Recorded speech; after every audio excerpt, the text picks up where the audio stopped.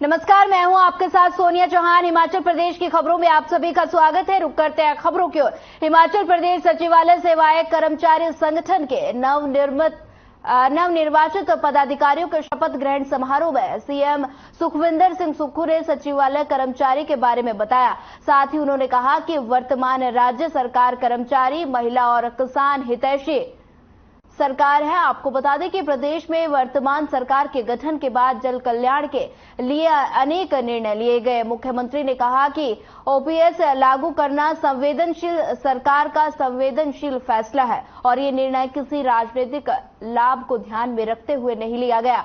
वहीं सचिवालय कर्मचारियों के बारे में उन्होंने कहा कि अधिकारियों और कर्मचारियों के राज्य के विकास में महत्वपूर्ण भूमिका है।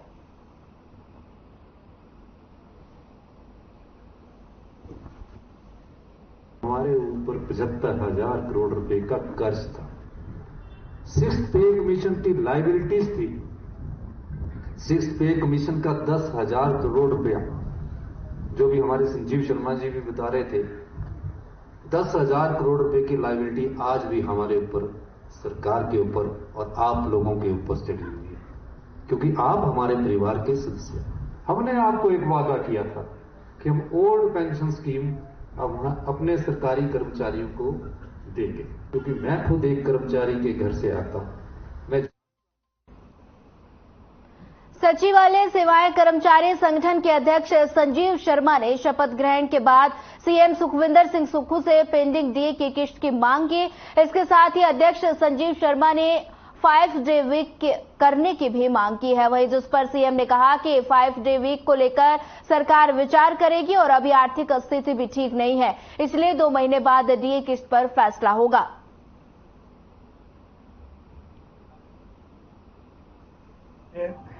वो हो सकता अपने परिवार के साथ है, क्योंकि पंजाब में 5 डे वीक, देखिए वैसे तो शपथ ग्रहण समारोह में मांगे अक्सर नहीं रखी जाती है, लेकिन कर्मचारी की भावनाओं का मान सम्मान रखते हुए मैंने माननीय मुख्यमंत्री महोदय के सामने 2 मांगे रखी।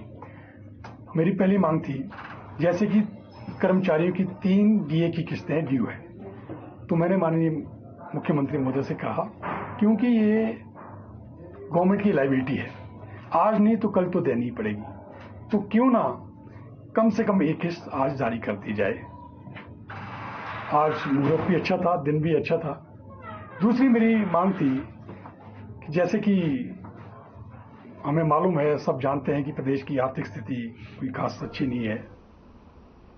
हिमाचल प्रदेश के मुख्यमंत्री ने बीजेपी पर निशाना साधा। वहीं मुख्यमंत्री ने कहा कि पूर्व बीजेपी सरकार ने अपने वक्त के देनदारियां मौजूदा सरकार पर थोपी हैं। पूर्व सरकार के दौरान क्रिप्टो करेंसी के नाम पर घोटाला हुआ, साथ ही हिमाचल स्टाफ सिलेक्शन बोर्ड के भर्तियों में गड़बड़ी हुई और पूर्व बीजेपी सरकार सब कुछ आंख मूंद कर देखती रही।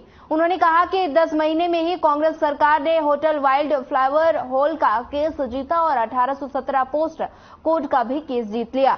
जल्द ही इसका रिजल्ट भी सरकार निकालने जा रही है।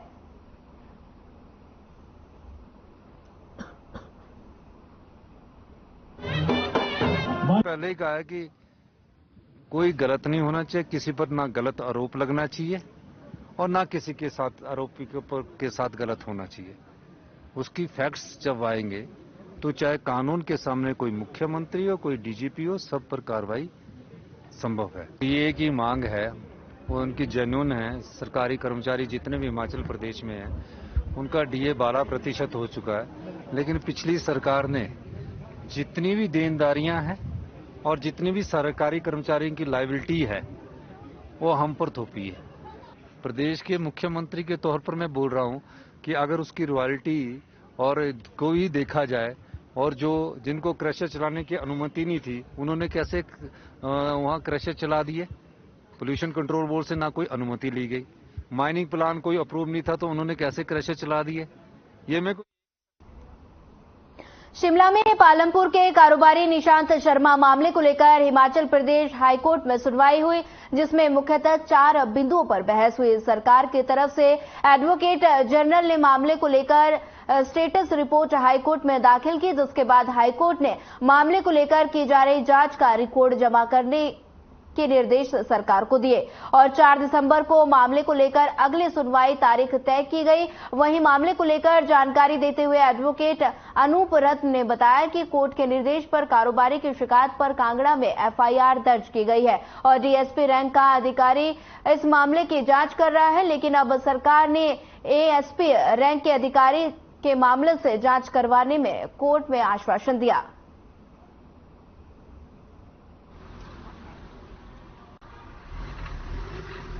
निशांत शर्मा मामले में आज जो कार्रवाई हुई उसमें 4 मुख्य बिंदु रहे। पहला, मामले में एसपी कांगड़ा ने स्टेटस रिपोर्ट दायर की। उस स्टेटस रिपोर्ट में बताया गया कि हमने एफआईआर दर्ज करके कार्रवाई शुरू कर दी थी तथा उसकी जांच हमने एक डीवाईएसपी रैंक के अधिकारी को सौंपी है। उस मामले में प्रदेश सरकार ने मैंने सरकार न्यायालय को ये अश्योरेंस दी कि हम इस मामले की जांच अब एएसपी के रैंक के अधिकारी से करवाएंगे। दूसरा, न्यायालय ने अब तक का जो जांच का रिपोर्ट है, रिकॉर्ड है, वो मांगा, वो हमने न्यायालय के समक्ष रख दिया है और न्यायालय ने उसकी आगे का पूरी फोटोस्टेट कॉपीज मांगी है, वो न्यायालय के समक्ष 2 दिनों में सबमिट कर दी जाएंगी। स्पेशल और रूटीन नहीं, न्यायालय में जो तथ्य आ जाए, उन्होंने कहा कि जांच रिपोर्ट हमारे समक्ष आ गई है, उस जांच रिपोर्ट का सारे पक्ष अध्ययन करेंगे और उसके पश्चात न्यायालय इस मामले में आगे की सुनवाई करेगा। देश के सैलानियों के लिए रोमांचक कार्य सड़क मार्ग मनाली लेह मार्ग अब बंद हो गया है। ऐसे में अब बीआरओ की तरफ से इस सड़क मार्ग को अगले साल अप्रैल महीने में बहाल करने का काम शुरू किया जाएगा। अब सैलानियों को लेह के लिए अप्रैल महीने तक का इंतजार करना होगा। हालांकि सेना के वाहनों के लिए यह सड़क मार्ग जम्मू कश्मीर से कारगिल होते हुए लेह तक खुला रहेगा। इसके अलावा अब लाहौल स्पीति प्रशासन की तरफ से मनाली से काजा सड़क मार्ग पर वाहनों की आवाजाही पर रोक लगाई गई, क्योंकि कुजुम दर्रा में अब कभी भी बर्फबारी हो सकती है और माइनस तापमान के चलते सड़क पर पानी भी जमना शुरू हो गया है। देखिए, हमारी यहाँ पे विंटर प्रिपेयर्डनेस की मीटिंग रखी गई थी और जैसा कि उसी मीटिंग के बाद हमारी एक स्टेट लेवल की भी इसी विंटर प्रिपेयर्डनेस पे मीटिंग थी, जिसके चीफ सेक्रेटरी साहब की अध्यक्षता के अंतर्गत वो हो रही थी। उसमें भी हमारे को इंस्ट्रक्शंस मिली कि अब जो समय है, जैसे कि आपको पता ही है, आज 20 नवंबर हो गई है, तो कि ये वाला समय अब किसी भी समय हमारा स्नोफॉल की आशंका रहती है कि कभी भी हो सकता है। ऊपर से जो हमारी चेक पोस्ट थी, सर्दी के कारण वो चेक पोस्ट जो हमारी सरचू होती थी वो तो पहले ही बंद हो चुकी थी और जो अब दारचा वाली चेक पोस्ट थी वो भी काफी पीछे गेमूर वाले एरिया में। हिमाचल प्रदेश में अखिल भारतीय विद्यार्थी परिषद ने प्रदेश में बढ़ते नशे व्यापार को लेकर प्रदेश के मुख्यमंत्री सुखविंदर सिंह सुक्खू से नशे के खिलाफ एक समिति का गठन करने की मांग की है।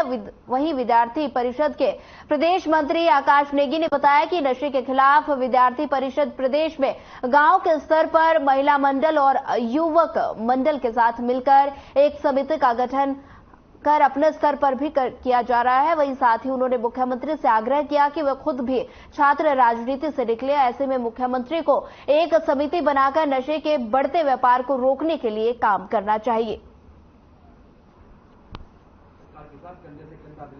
हमेशा से विद्यार्थी परिषद का यही मानना है कि हिमाचल एक ड्रग फ्री स्टेट होना चाहिए। आज की प्रेस वार्ता का यही मकसद था कि विद्यार्थी परिषद प्रदेश की सरकार से और प्रदेश की चीफ मिनिस्टर से यही मांग करती है कि इस प्रदेश के जो सुखविंदर सिंह सुक्खू जी हैं मुख्यमंत्री, उनकी अध्यक्षता में एक समिति का गठन किया जाना चाहिए जो केवल और केवल नशे को रोकने के लिए हिमाचल में कार्य करे और विद्यार्थी परिषद का इस प्रदेश सरकार को नशे को रोकने के लिए हर संभव सहयोग मिलेगा। धर्मशाला में सड़क सुरक्षा पखवाड़ा मुहिम के तहत धर्मशाला के डिग्री कॉलेज के छात्रों, शिक्षकों और रोड सेफ्टी क्लब के सदस्यों की तरफ से रैली निकाली गई, जिसकी शुरुआत धर्मशाला डिग्री कॉलेज से डीसी ऑफिस, पुलिस स्टेशन धर्मशाला होते हुए जोनल हॉस्पिटल धर्मशाला पहुंची। ये रैली धर्मशाला डिग्री कॉलेज में समापन की गई।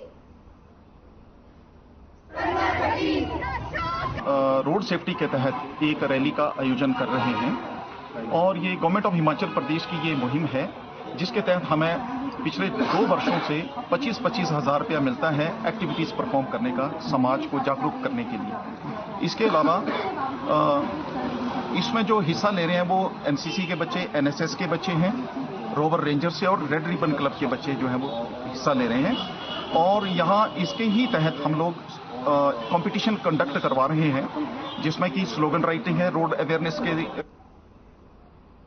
सोलन के धर्मपुर में गुरु नानक देव के प्रकाश पर्व को समर्पित नगर कीर्तन का आयोजन किया गया। बता दें कि नगर कीर्तन गुरुद्वारा धर्मपुर से निकाला गया, वहीं जो बाजार से होते हुए कसोली चौक तक निकाला गया, वहीं वापस गुरुद्वारा साहिब में समाप्त हुआ।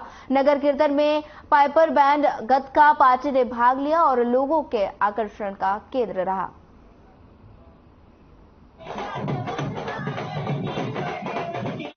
के लिए बने रहिए हमारे साथ। नमस्कार।